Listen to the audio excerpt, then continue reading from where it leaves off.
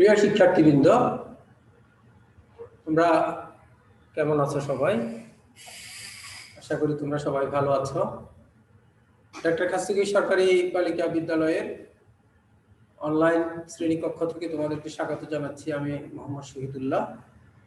তো আমি এর আগে 3টা ক্লাস তোমাদের সাথে আমাদের হয়ে গেছে। এই 3টা ক্লাস মূলত আমরা ত্রয়োদশ অধ্যায়ের ধারার উপরে নিয়েছিলাম। আমি ধারার উপরে 3টা ক্লাস নিয়েছিলাম। এর মধ্যে সমান্তর ধারা 2টা ক্লাস নিয়েছিলাম আর গুণোত্তর ধারার উপরে একটা ক্লাস নিয়েছিলাম।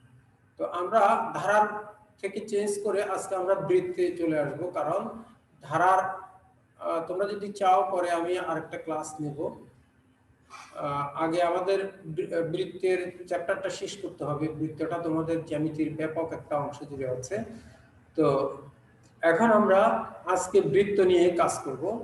তো মূলত বৃত্ত তোমাদের অষ্টম শ্রেণী থেকে তোমরা পড়ে আসছো, অষ্টম শ্রেণীতে পড়ছো।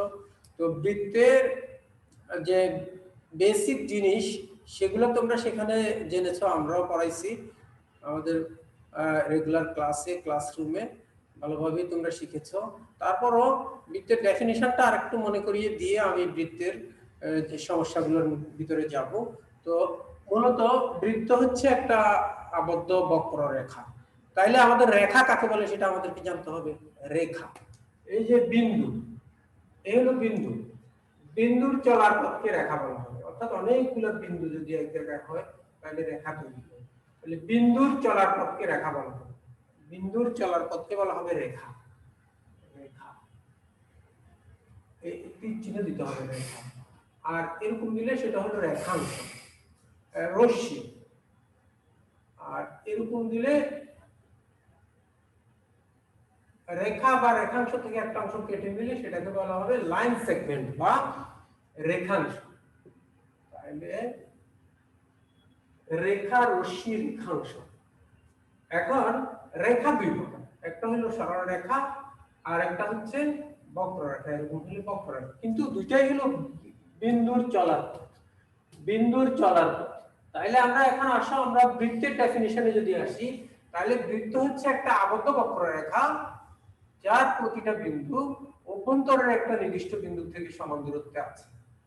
বৃত্ত একটা আবদ্ধ বক্ররেখা যার প্রতিটা বিন্দু, বৃত্ত একটা আবদ্ধ বক্ররেখা, এই যে বক্ররেখা যার প্রতিটা বিন্দু। তাহলে রেখা বৃত্ত, রেখা কি দ্বারা গঠিত? বিন্দু দ্বারা গঠিত। তাহলে এই রেখার বক্ররেখার প্রত্যেকটা বিন্দু অভ্যন্তরের একটা বিন্দু থেকে সমান দূরত্বে আছে। এই রেখার, তাহলে এই বক্ররেখার প্রত্যেকটা বিন্দু অভ্যন্তরের একটা বিন্দু থেকে সমান দূরত্বে আছে। তাইলে এখান থেকে আমরা বুঝতে পারি যে আসলে বৃত্ত হচ্ছে একটা বক্ররেখা। বৃত্ত হচ্ছে একটা বক্ররেখা। আমরা অনেকে ভুল করে থাকি যে ভিতরের যে অংশটা এটাই বৃত্ত, আসলে এটা বৃত্ত ক্ষেত্র, এটা বৃত্ত না। তাহলে বৃত্ত হচ্ছে একটা আবদ্ধ বক্ররেখা যার প্রতিটা বিন্দু, এই বক্ররেখাটাই বৃত্ত, যার প্রতিটা বিন্দু অভ্যন্তরের একটা বিন্দু থেকে সমান দূরত্বে আছে। এটা হলো বৃত্তের ডেফিনিশন। তোমাদের ক্লাসটা তোমরা যেহেতু নিচের ক্লাসে এটা পড়ে আসছো, উপরের ক্লাসে তোমাদের ক্লাসে নবম শ্রেণী দশম শ্রেণীর বইয়ের মধ্যে আছে যে বৃত্ত হলো একটা সমতলীয় জ্যামিতিক চিত্র। সমতলীয় জ্যামিতিক চিত্র তাইলে কি? সমতলীয় জ্যামিতিক চিত্র মানে সমতলের চিত্র, যেমন ত্রিভুজ, চতুর্ভুজ, বৃত্ত, এগুলা সমতলে। এই যে বোর্ডের ভিতরে আমি আঁকতে পারছি, এটা হলো বৃত্ত। এখন আমি যদি বলি একটা ফুটবল, তো ফুটবল তো আমি আঁকতে পারবো, কিন্তু এটা ফুটবলটা ভূমি থেকেও জায়গা দখল করবে, শূন্যস্থান থেকেও জায়গা দখল করবে, সমতল থেকে পুরোপুরি করবে না। ফুটবলটাকে আমি বাস্তবে যদি ফ্লোরে রাখি, সমতলে রাখি বা টেবিলের সারফেসে রাখি, তাহলে সেটা কি করবে? শূন্যস্থান থেকেও জায়গা দখল করবে, ভূমির থেকেও জায়গা দখল করবে। তাহলে যেটা ভূমির থেকে জায়গা দখল করে সেটা হলো বৃত্ত, আর যেটা ভূমির থেকেও শূন্যস্থান থেকেও জায়গা দখল করে সেটা হলো গোলক, সেটা হলো ঘনবস্তু। তাইলে সেজন্য আমাদের বইতে যে ডেফিনিশনটা আছে, বৃত্ত হচ্ছে একটা সমতলীয় জ্যামিতিক চিত্র যার প্রতিটা বিন্দু, তাইলে সমতলীয় জ্যামিতিক চিত্রটা হলো বক্ররেখাটা যার প্রতিটা বিন্দু একটা সমতলের একটা নির্দিষ্ট বিন্দু থেকে সমান দূরত্বে আছে, অর্থাৎ কেন্দ্র থেকে সমান দূরত্বে আছে। তাহলে আমরা আজকে বৃত্তের ডেফিনিশনটা জানলাম নতুন করে। আমাদের বইতে যেভাবে বর্ণনা আছে যে বৃত্ত একটি সমতলীয় জ্যামিতিক চিত্র, অর্থাৎ two dimensional figure. Two dimensional মানে দৈর্ঘ্য প্রস্থ। এই জন্য বৃত্তের ক্ষেত্রফল হচ্ছে পাই আর স্কয়ার বর্গ একক। বর্গ একক মানে 2 ডাইমেনশন, আর ঘন একক হলে 3 ডাইমেনশন, সেটা আয়তন। তাহলে আমরা সেখান থেকে বৃত্তের ডেফিনিশনটা আজকে আমরা জানলাম। বৃত্তের কেন্দ্র, বৃত্তের ব্যাস, বৃত্তের ব্যাসার্ধ, বৃত্তের পরিধি, বৃত্তের জ্যা, এসব বিষয়গুলো আমরা আলোচনা করে এখন আর সময় নষ্ট করব না। আমরা আগের ক্লাসগুলোতে বা নিচের ক্লাসে আমরা এগুলো শিখেছি। আমরা সরাসরি উপপাদ্যে চলে যেতে পারি। সেটা হচ্ছে আমাদের উপপাদ্য 20 যদি আমরা করি, বৃত্তের একই চাপের উপর দণ্ডায়মান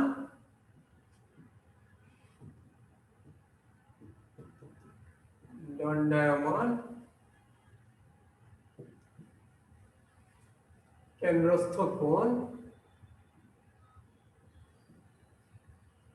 বৃত্তস্থ কোণের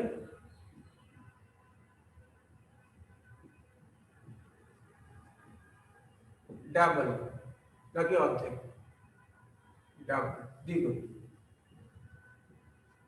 তাহলে আমার এ বি সি একটা বৃত্ত, একটু লক্ষ্য করো, ও কেন্দ্রিক এ বি সি একটা বৃত্ত।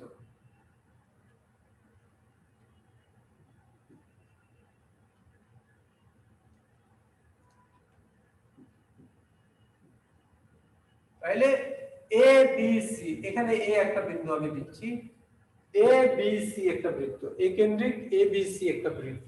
উক্ত বৃত্তের বি ও সি এটা একটা কেন্দ্রস্থ কোণ, কেন্দ্রের ও বিন্দুতে একটা কোণ, আর বি এ সি একটা বৃত্তস্থ কোণ। বি এ সি আমি এই দুটোকে যদি এখানে দেই তাহলে ভালো হয়। এখন আমাকে প্রমাণ করতে হবে যে বি ও সি কোণ ইকুয়াল একই চাপ বিসি এর উপর দণ্ডায়মান, BOC equal 2 Times of BAC। এটা আমাকে প্রমাণ করতে হবে। তো বিশেষ নির্বাচনটা কি হবে? মনে করি একাগ্র বিশিষ্ট ABC বৃত্তের BC চাপের উপর দণ্ডায়মান, একই চাপের উপর বলতে হবে, একই চাপ BC চাপের উপরে কেন্দ্রস্থ কোণটা আছে, বৃত্তস্থ কোণটা আছে। তাহলে একই চাপ BC এর উপর দণ্ডায়মান, বৃত্তস্থ কোণ BAC, কেন্দ্রস্থ কোণ BOC। প্রমাণ করতে হবে যে BOC কোণ সমান 2BAC। এখন আমরা যদি অঙ্কন করি, আমরা ধরে নেব যে এসিটা কেন্দ্র দিয়ে যায় না, তাহলে কেন্দ্র দিয়ে একটা রেখা আমরা আঁকবো, সেটা হলো এডি। কেন্দ্র দিয়ে একটা রেখা আঁকবো, সেটা হলো এডি। এডি, এটা হলো অঙ্কন। এবার আসো আমরা প্রমাণে যাব। প্রমাণের শুরুতেই আমরা দেখব যে এখানে ত্রিভুজ এ ও বি, ত্রিভুজ এ ও বি এর বহিস্থ, ত্রিভুজ এ ও বি এ আগে আমরা বলে নিই এ ও সমান বি ও, একই বৃত্তের ব্যাসার্ধ। সো একই বৃত্তের ব্যাসার্ধ, একই বৃত্তের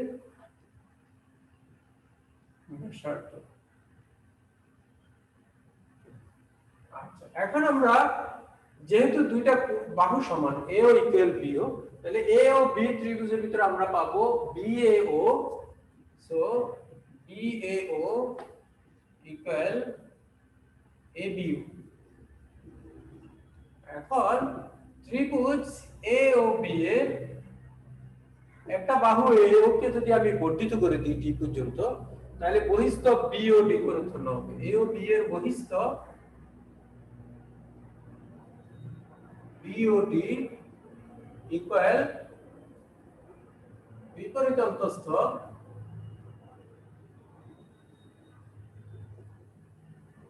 কি কোণ হবে? B A O plus A B ও।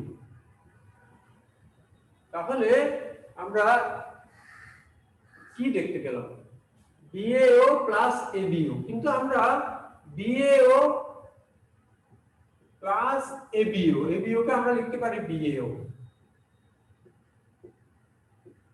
সমান 2BAO, সমান 2BAO কে আমরা লিখতে পারি BAB, 2BAB। So BOB equal 2BAB, number 1 equation. এবার আমরা অনুরূপভাবে ত্রিভুজ AOC এর ভিতরে যদি আমরা বলি, ত্রিভুজ AOC একইভাবে AO equal OC, AO equal OC, একই বৃত্তের ব্যাসার্ধ আগের মতো, AO ইকুয়াল OC। এখন এই ত্রিভুজটার মধ্যে যেহেতু দুইটা বাহু সমান, এটা একটা সমদ্বিবাহু ত্রিভুজ, সো তার CAO ইকুয়াল OCA। এখন ত্রিভুজ AOC এর বহিষ্ঠ AOC এর বহিষ্ঠ COD ইকুয়াল কত হবে? আগের মতো, এই যে BOD বিপরীত অন্তস্থ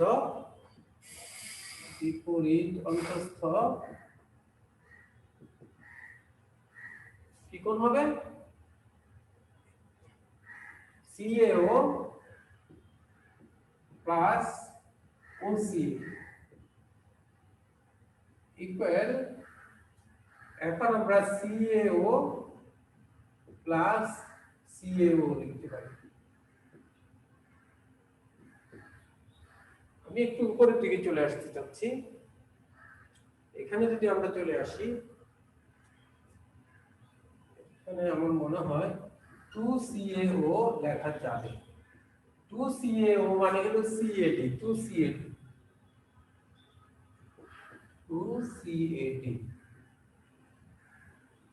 2CAD আমার মনে হয় এটা দেখা যাবে না, আমি একটু উপর করি। এখানে এসে যদি এই জায়গায় লিখি সমান 2CAO সমান 2CAD, এটা 2 নম্বর ইকুয়েশন। তাহলে আমরা BOD আর COD 1 আর 2 যদি আমরা যোগ করি, এখানে যদি চলে আসি 1 আর 2 যদি যোগ করি, 1 যোগ 2, তাহলে আমরা কি পাবো? BOD প্লাস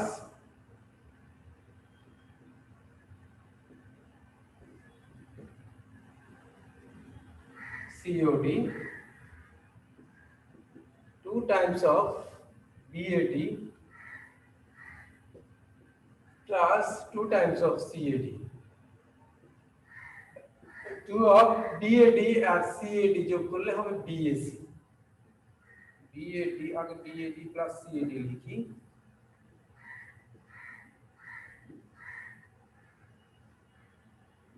well 2, একটা ব্র্যাকেট ব্যবহার করব, 2 BAC। এখন আমরা যদি BOD plus COD বলি, BOD plus COD মানে হচ্ছে BOC, so BOC equal 2 times of BAC। আমাদের প্রমাণটা হয়ে গেছে। তাহলে শিক্ষার্থীরা তোমরা দেখো, আমাদের গুরুত্বপূর্ণ একটা প্রমাণ, যদিও এটা খুবই সহজ, এটা আমাদের পদে পদে কাজে লাগবে। আমরা যখন অনুশীলনী করতে যাব তখন আমাদের এটা কাজে লাগবে। তবে আমাদের ভুলে গেলে চলবে না, বৃত্তের একই চাপের উপর ডায়াগোনাল অ্যাপ্লিকেশনের ক্ষেত্রে অনুশীলনীতে আমরা এগুলা লিখতে হবে। তাহলে বৃত্তের একই চাপটা হলো BC, এই একই চাপের উপর কেন্দ্রস্থ কোণ আছে, বৃত্তস্থ কোণ আছে। এই কেন্দ্রস্থ কোণটা বৃত্তস্থ কোণের দ্বিগুণ, এই কথা প্রমাণ করতে হবে। BOC equal BAC, 2BAC। এবার অঙ্কন আমরা বলবো যে AC কেন্দ্র দিয়ে যায় না, তাহলে কেন্দ্র দিয়ে AD যায়, AD এঁকে নিলাম। AD আঁকার পরে এখানে আমরা এখন প্রমাণে AOB ত্রিভুজটা প্রথমে ধরবো। AOB ত্রিভুজের AO equal BO, একই বৃত্তের ব্যাসার্ধ, BAO equal ABO।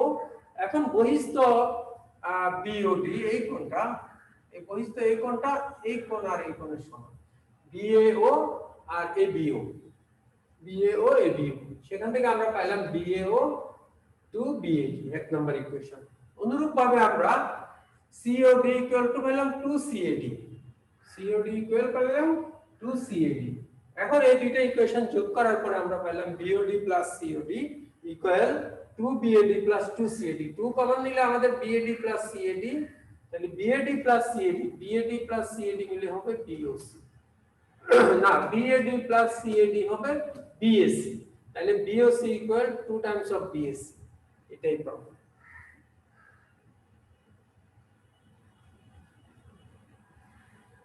এই তাহলে আমরা এই গুরুত্বপূর্ণ উপপাদ্যটা, এটা উপপাদ্য 20 তোমরা জানো। এর আগে যেগুলো যে কটা আছে এগুলো আমরা অষ্টম শ্রেণীতে পড়েছি, এজন্য আর আমরা এগুলো এখন আর করব না, তবে তোমরা রিভিশন করে নিবে। এখন আমরা একটা অনুসিদ্ধান্ত করব এটার আলোকে, এই উপপাদ্যের আলোকে। এখন আসো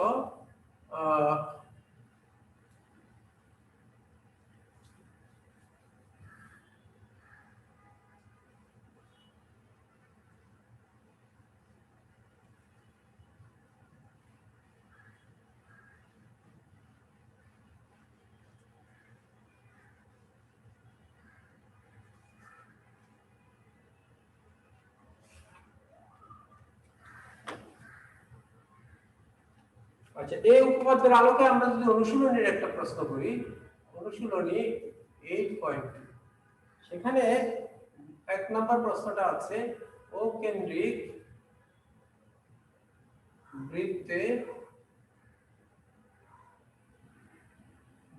ABCD অন্তর্লিখিত চতুর্ভুজ।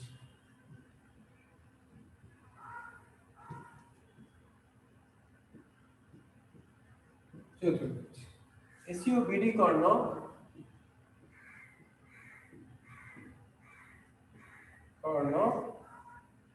দ্বয় ই বিন্দুতে ছেদ করলে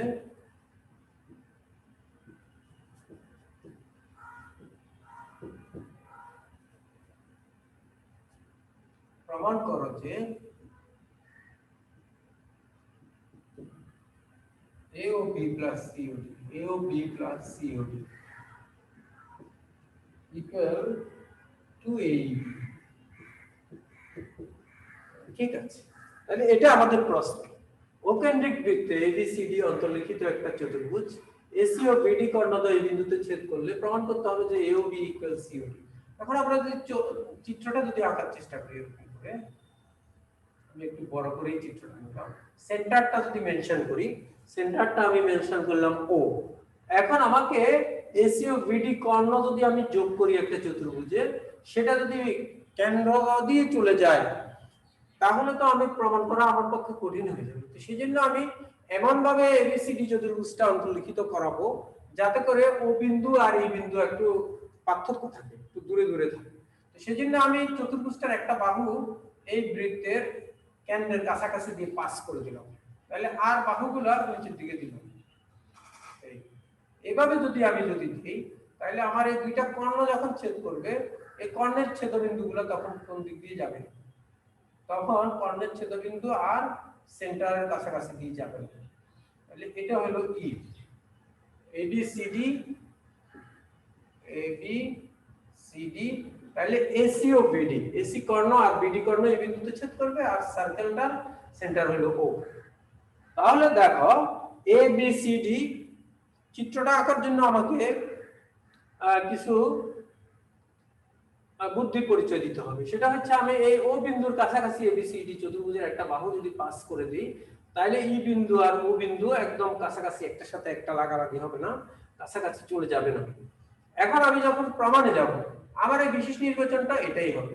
অঙ্কনও আমার আর কিছু নেই, অঙ্কন আছে, অঙ্কন আমি না লিখলেও চলবে। এখানে তারা বলছে AOB প্লাস COD, তাহলে আমি AOB এঁকে ফেলি, AOB।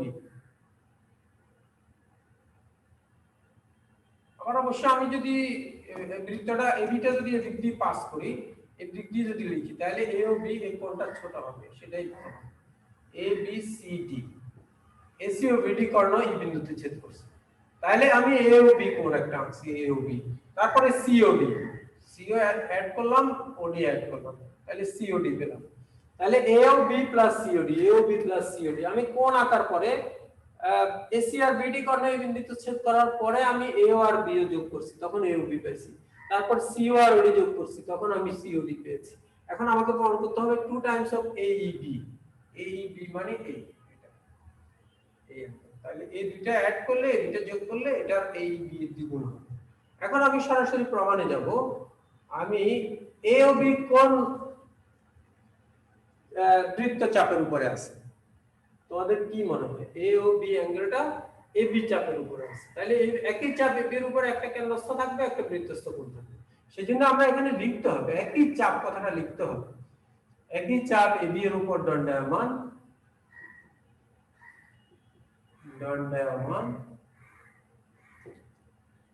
কেন্দ্রস্থ AOB equal 2 times of ADB। এই যে AOB এটা আর ADB এই অ্যাঙ্গেলটা ADB এবি চাপের উপর, এটাকে আমি 1 নম্বর ইকুয়েশন দিয়ে রাখবো। আবার একই চাপের উপর একই চাপ আমার আরেকটা অ্যাঙ্গেল কত COD, তাহলে CD চাপের উপর আমি কোন চাপ ধরবো সেটা আমাকে আমার কি প্রমাণ করতে হবে, সেখান থেকে আমি পেয়ে যাচ্ছি, সেখান থেকে আমাকে প্রসিড করতে হবে। COD তো CD চাপের উপর, একই চাপ CD এর উপর দণ্ডায়মান কেন্দ্রস্থ, আমি এখানে কেন্দ্রস্থ COD equal 2 times of CAD, এটা আমি 2 নম্বর ইকুয়েশন। এখন আমি 1 আর 2 অ্যাড করব, 1 আর 2 অ্যাড করলে আমার বাম পক্ষ হয়ে যাচ্ছে যে AOB প্লাস COD। দেখো তোমরা সবাই এই ভুলে যাচ্ছে বাম পক্ষ AOB COD। এখন ডান পক্ষে অ্যাড করব 2 ADB plus 2 CAD equal to ADB মানে কি ADE মানে ADE প্লাস CAD মানে DAE। আমি 2 কমন নিব, কমন নেওয়ার পরে এবার লক্ষ্য করো ADE আর DAE এই দুইটা অ্যাঙ্গেল সমান হবে এই অ্যাঙ্গেলটা, কারণ ADE ত্রিভুজের একটা বাহুকে যদি আমি এরকম বর্ধিত করি যে বহিস্থ কোণটা উৎপন্ন হবে সেটা বিপরীতান্তস্থ কোণ দুটি সমান, তাইলে আমরা লিখতে পারবো 2AEB। অথচ আমাদের প্রমাণ হয়ে গেছে, প্রমাণিত। কিন্তু আমরা এখানে লিখতে হবে যে ত্রিভুজ ADE এর বহিস্থ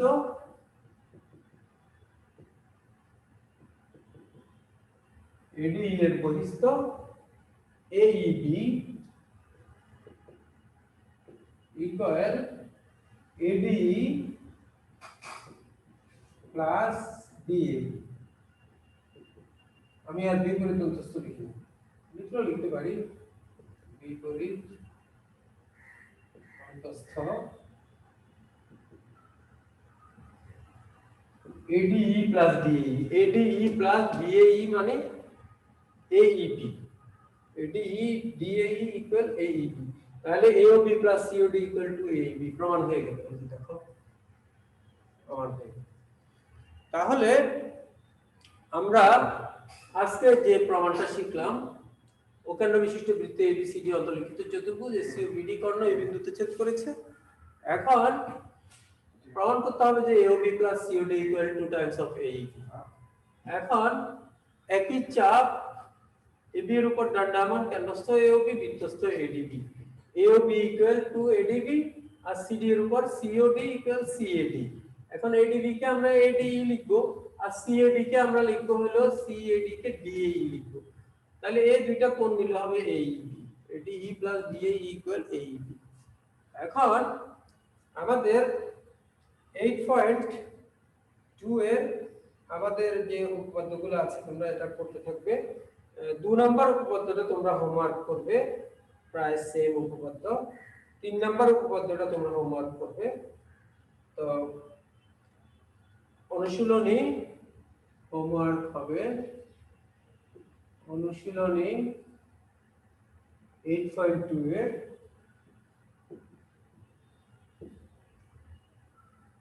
2, 3, 4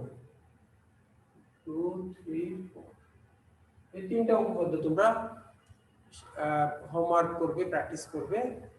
তো যেহেতু আমরা যে উপপাদ্যটা করিয়েছি সেই উপপাদ্যেরই অ্যাপ্লিকেশন আজকে আমরা শিখেছি। তো যে উপপাদ্যগুলো আমি এখন করতে দিলাম তোমাদেরকে 2, 3, 4 এগুলা ওই উপপাদ্যটারই অ্যাপ্লিকেশন। আর তোমরা একটা কথা মনে রাখবে, তোমাদের অনুশীলনী প্রথম উপপাদ্যগুলো শিখতে হবে, তারপর অনুশীলনী শিখতে হবে, তারপর অনুসিদ্ধান্তগুলো শিখতে হবে। আমি পরবর্তী কোনো একদিনে অনুসিদ্ধান্তগুলো নিয়ে শুধু কাজ করব। তো আজকে আমরা এই পর্যন্তই থাকি। আশা করছি তোমরা ভালো থাকবে সবাই এই প্যান্ডামিক অবস্থার মধ্যে। তো বাড়িতে রুটিন করে কাজ করবে আশা করি, কারণ কখন স্কুল খুলে কোনো ঠিক নেই। সবাই ভালো থাকো। আল্লাহ হাফেজ।